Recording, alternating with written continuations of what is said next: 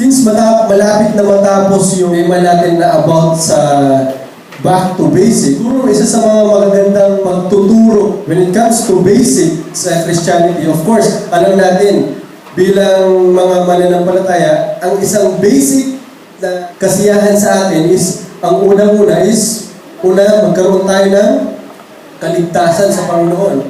Meron tayong dapat na personal na relasyon. Yan ang pinaka-paunahing basic. Kasi kung tayo gumagawa tayo ng mga bagay tapos inaakala natin na tayo ay malalapit sa Panginoon, nagkakamali po tayo. Hanggat wala tayong personal na relasyon kay Jesucristo, lahat ng mga ginagawa natin ay hindi mabibigyan ng halaga balang araw. Pagkakilanlan kay Jesucristo, ito ay kasamang magugunaw ng mundo. Yan ang pinaka-basic ng Christianity.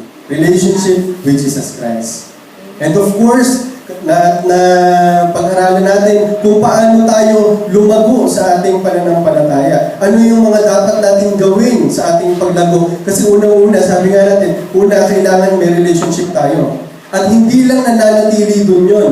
Sabi nga ni Kuya Jacob, kailangan meron din tayong gawin sa ating relationship sa Panginoon. Hindi ito basta-basta na lumalago.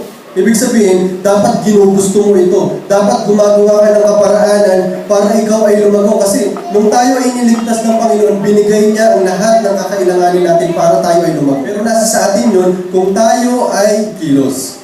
Bakit? Bibigyan tayo ng Panginoon ng lahat ng kakayanan, and yet yung sa part natin, hindi naman tayo kumikilos, hindi tayo lalago. At isa sa mga kasiyahan sa pagiging Kristiyano is para daw tayong mga puno. Para tayong tao, hindi na tulad sa puno. Ang puno, pag siya ay tinanim, unti-unti siyang lumalaki. Of course, sinabi nga din dito sa mga parabol ng Panginoon na dapat tayo bilang mga puno, nagbubunga tayo ng sagana, tapos nakakapagbigay tayo ng luwalhati sa ating Panginoon. Yun ang nais ng Panginoon kung bakit niya tayo nais na lumago sa ating relasyon sa Kanya. Bakit? Kasi the more na tayo ay nalalapit, the more tayo nagagamit, the more natin na-exercise yung mga tinuturo niya, the more natin ginagawa yung mga tuntunin niya, at the more nagiging obedient tayo sa Kanya. Yan yung growing, giving, tithing, and sharing. Isa sa mga kahalagahan sa paglago. Ito isa sa mga importante sa iglesia. Siguro marahil pagdating sa giving and tithing, bibihira tayong makarinig ng mga sermon dito. Kasi of course, bilang mga naglilingkod, bilang mga nagsasalita, napaka-delikado. Kumbaga, kailangan mong pag-aralan yung mga ganyang bagay kasi maaaring madala mo ang iglesia sa maling katuruan sapagkat alam naman natin ang kamunduhan ngayon. Pagdating sa tithing, ang tinuturo kasi nila is, ikaw magbigay ka sa Panginoon at ibibless ka ng Panginoon. Bibigay niya lahat ng pangangailangan mo, lahat ng kagustuhan mo. Yan yung mga tinatawag na prosperity gospel. Ibigay mo ang lahat ng pera mo sa Panginoon at lahat ng gugustuhin mo, ibibigay din na sa iyo. May mga ganung katuruan. Kaya bilang mga nangangaral, kami ni Pastor Bob, medyo hindi naman sa iniiwasan namin ito, pero iniingatan namin ang bawat sasabihin namin. Maaari kasi kami makatangay ng mga bagay, of course, sa mga maituturo namin na mailayo sa katotohanan. Pag-aralan natin, isa sa mga pangunahin or basic ng isang Christianity is yung pagbibigay. Alam natin na ang basic ng Christianity is relationship with Jesus Christ, and of course, yung growing, yung patuloy na paglago sa iyong relasyon, and of course, yung kasama na doon, yung pagbibigay. Ang pagbibigay is an act of faith. Kasi binibigay mo sa Panginoon ang bagay na alam mo, na pinagtitiwala mo sa Kanya, na gagamitin niya ito para sa isang bagay na mabuti. Pag pinag-uusapan niya daw ang pera sa loob ng iglesia, of course, pag dito sa iglesia, makakarinig ka, may mga tao na nagnanais na makarinig sila ng bagay na magbibigay ng parang kasiyahan sa kanila. Of course, may times na nalulungkot tayo. Normal yan, kasi tayo ay tao.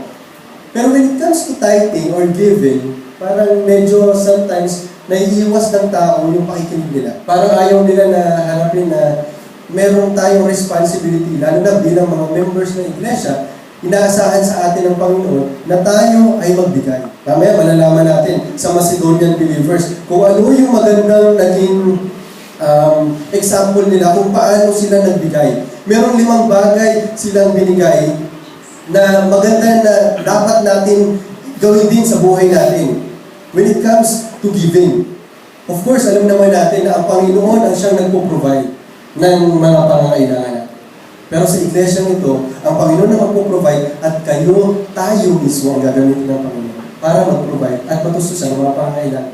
Alam natin na ang iglesia ay of course, hindi siya nagpapatuloy sapagkat alam natin na mayroong tinatawag na basic needs. Tayo bilang mga tao, ang basic need natin is pagkain, tirahan, damit, of course, yung pang-araw-araw na gastusin. Ganun din sa ating iglesia. Hindi tatakbo ang iglesia kung hindi sapat ang gastusin. Nahihirapan. Of course, sabi nga doon na kaya tayo nagbibigay is to the furtherance of the gospel. Alam natin na may mga missionaries, alam natin may mga kailangang bilhin para mapalaganap ang ebanghelyo. Ano ba ang tingin natin pagdating sa tithing? Habang sa ating umaga ngayon, kamusta ang aking pagbibigay sa aking Panginoon?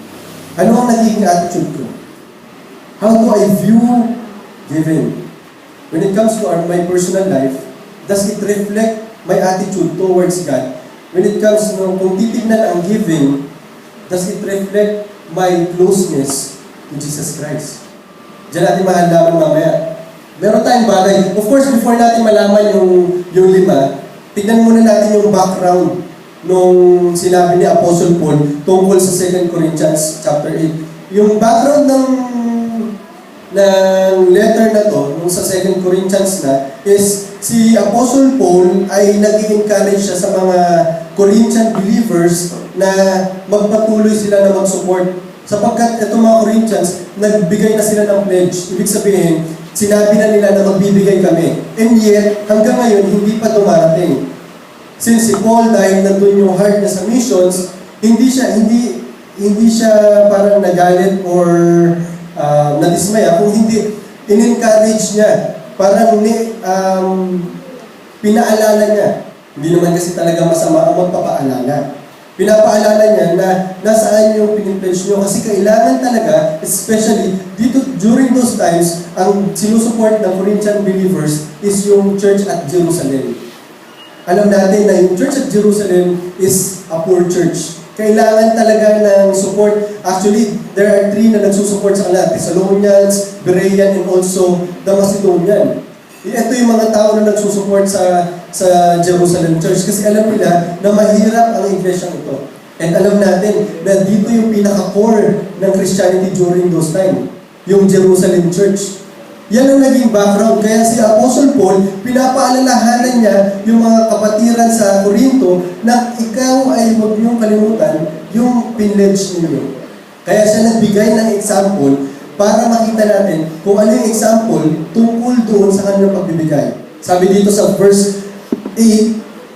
chapter 8, verse 1, Moreover, brethren, we to you to read of the grace of God bestowed on the church of Macedonia, how that in great trial of affliction, the abundance of their joy and their deep poverty abound unto the riches and their liberality.